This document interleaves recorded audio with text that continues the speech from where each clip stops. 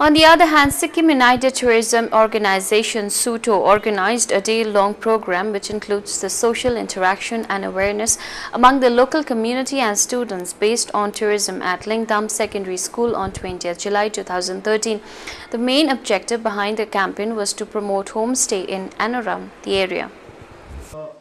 The newly formed Sikkim United Tourism Organization SUTO organized a day-long awareness program on village tourism at Lingtam.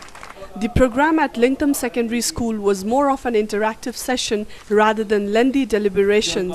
The president of SUTO, Mr. Lalit Gurung, while presenting the welcome speech, said that tourism is a sustainable industry, adding that it can benefit coming generations as well. He informed of SUTO's plan of promoting village tourism, giving more focus on hidden and unexplored places. On the other hand, General Secretary Mr. Karma Chong Bhutia, during the interaction with the students and local villagers, laid emphasis on having a sense of belongingness in order to achieve success in life. Similarly, Mr. Ganesh Sivakoti, Vice President of SUTO, covered the technical aspects of tourism. Likewise, Mr. Deepak Chetri, advisor, dwelt on adventure tourism, where he laid emphasis on imparting training on same to the local youths in order to promote adventure tourism simultaneously in the area.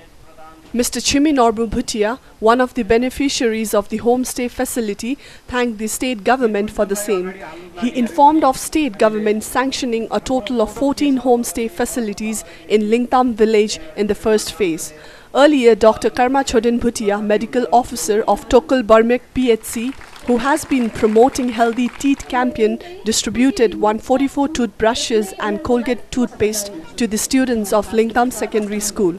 The day-long program, filled with cultural presentations by the students, was also attended by Panchayat President Mrs. Nima Sherpa along with other Panchayats member and executive members of